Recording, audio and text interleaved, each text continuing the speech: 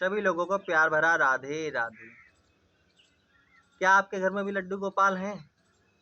और अगर आपके घर में लड्डू गोपाल हैं तो आपने एक चीज़ बहुत ही ध्यान से देखी होगी या देखिएगा आप, उनकी छाती में पैरों के निशान हैं।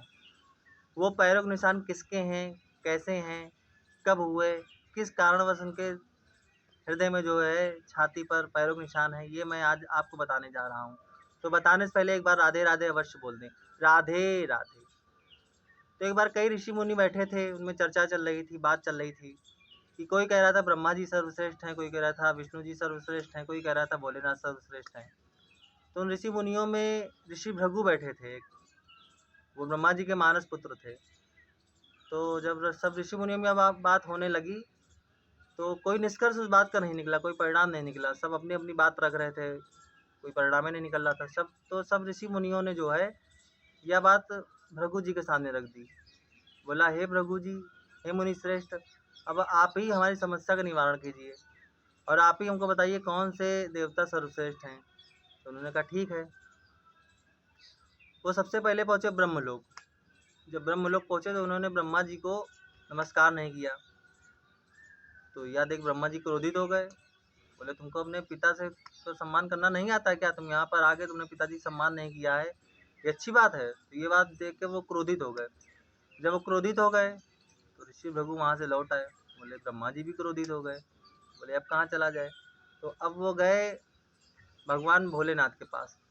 जब भगवान भोलेनाथ के पास पहुँचे तो बाहर नंदी जी बैठे थे। तो उन्होंने कहा, हमको अंदर जाना है। बोले, अभी तो भगवान समाधि में लीन है। बोले, नहीं, हमको जाना है। तो उन्होंने नंदी जी की बात नहीं मानी और अंदर चले गए। भगवान समाधि में लीन थे।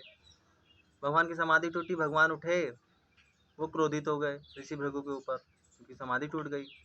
जब क्रोधित हो गए उन्होंने त्रिशूल उठा लिया और त्रिशूल उठाता देख जो है ऋषि भृगु भी ने देखा, यार भगवान, ये भी भगवान क्रोधित हो गए, अब क्या किया जाए?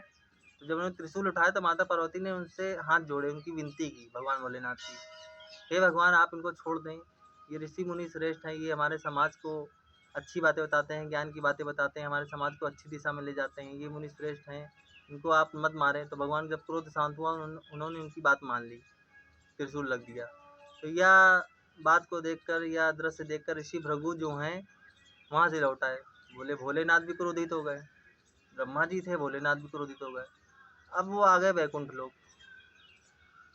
जब बैकुंठ लोक आ गए तो उन्होंने देखा कि भगवान विष्णु लेटे हुए हैं, निद्रा स्थिति में हैं, आराम कर रहे हैं। तो उनको यह बात देख के बहुत बुरी लग गई कि मैं यहाँ आया हूँ, ये यहाँ सो रहे हैं। तो उन्होंने जाते ही जाते भगवान की छाती पर एक लात मार दी।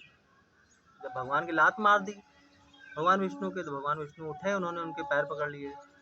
बोले, हे मुनि श्रेष्ठ, क्या आपके पैरों में चोट तो नहीं आई? क्योंकि मेरा हृदय बहुत ही कठोर है, आपके चरण जो है बहुत ही कोमल है, और मुझको पता नहीं था कि आप यहाँ आ रहे हैं, नहीं तो मैं आराम की स्थिति में नहीं होता, मैं सोता नहीं, मैं आपका इंतज़ार करता, आपका सम्मान करने के लिए बैठा रहता यहाँ, आपका जो है अभिवादन भी मैं करता, मुझको पता नहीं था। तो यह दृश्य देखकर ऋषि भृगु की आंखों में आंसू आ गए।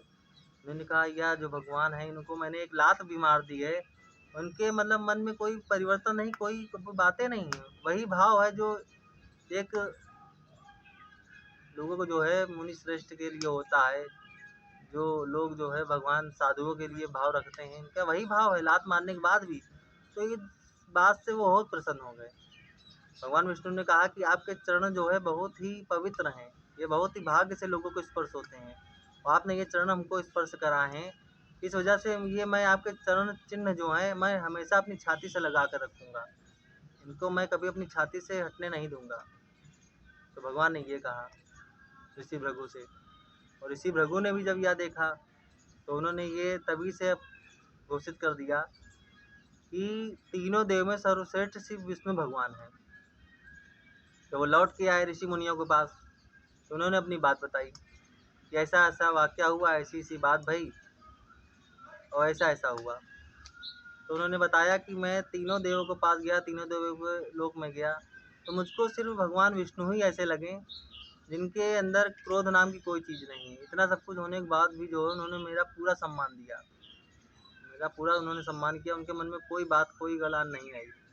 तो तब से वो जो है भगवान विष्णु की आराधना में लग गए, भगवान विष्णु की पूजा करने लगे। और तभी से जो है भगवान विष्णु के इन विग्रहों में, लड्डू गोपाल के विग्रहों में, युगल सरकार के विग्रहों में और भगवान कृष्ण के विग्रहों में, भगवान विष्णु के जितने विग्रह हैं, तो उनमें जो है छाती पर आपको पैरों के निशान दिखाई पड़ेंगे। तो ये पैरों के निशान और किसी के नहीं, ऋषि भृगु के हैं। ऋषि भृगु जो थे वो ब्रह्मा जी के मानस पुत्र थे। तो यही कारण है जो भगवान की छाती पर पैरों के निशान रहते हैं। और भगवान ने ऋषि भृगु के जो है पैरों के जो चरण चिन्ह है वो अपने सीने से हमेशा लगा के रखते हैं। यही पैरों के निशान आपको जो है भगवान की छाती पर दिखाई देते हैं। बस यही जानकारी आपके साथ शेयर करना चाहता था। अगर आपको बात अच्छी लगे या आपको बात समझ में आए, अच्छी लगे, तो आप राधे राधे अवश्य लिख दें कमेंट बॉक्स में। राधे राधे।